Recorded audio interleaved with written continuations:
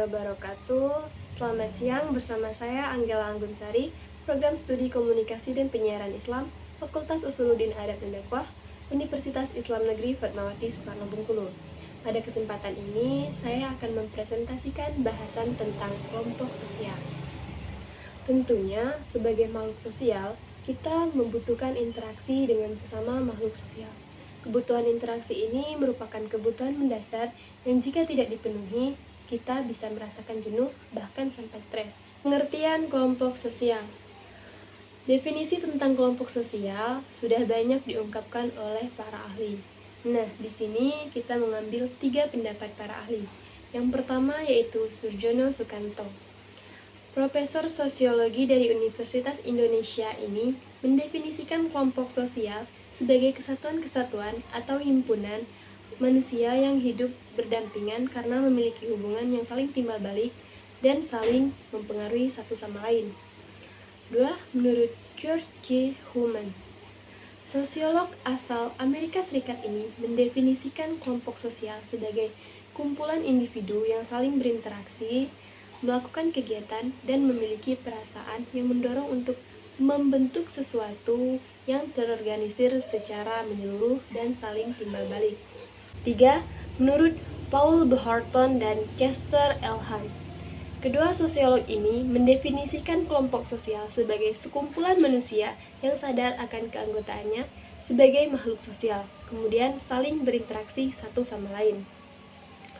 Proses terbentuknya kelompok sosial. Fitrah manusia sebagai makhluk sosial mendorong manusia untuk berinteraksi dengan sesamanya. Manusia saling membutuhkan satu sama lain. Karena sifat dasar tersebut, kelompok sosial dengan mudah terbentuk secara alami.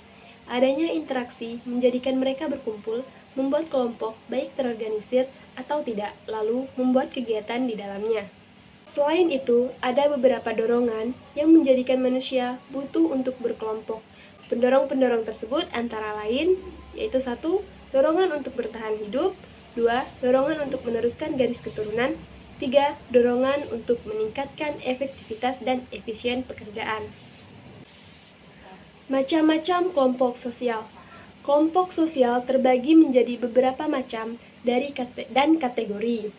Berdasarkan proses terbentuknya, kelompok sosial terbagi menjadi kelompok semu, kelompok nyata, kelompok statistik, kelompok kemasyarakatan, kelompok masyarakat khusus, dan kelompok asosiasi. Sementara berdasarkan ikatan antar anggotanya, kelompok sosial terbagi menjadi kelompok sosial etnis, bangsa, masyarakat, paguyuban, patembayan, komunitas, dan organisasi sosial. Sebuah kelompok dapat dikatakan sebagai kelompok sosial jika memenuhi beberapa syarat berikut. 1. Adanya interaksi antar anggota. 2. Interdependen. 3. Kesadaran. 4. Adanya kesamaan. 5. Rasa menjadi bagian. 6. Struktur. Dan 7. Mempunyai sistem dan terus menjalankan proses berkembang. Ciri-ciri kelompok sosial. 1.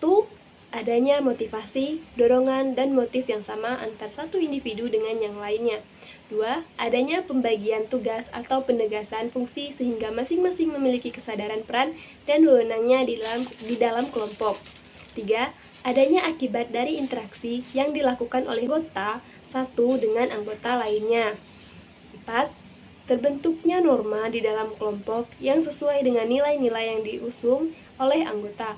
5. Kepentingan berjalan dan berproses. 6. Ditemukannya pergerakan yang dinamis dalam aktivitasnya. Demikian, terima kasih. Semoga menambah hasanah keilmuan sosiologi komunikasi. Mohon maaf jika ada kekurangan. Terima kasih. Wassalamualaikum warahmatullahi wabarakatuh.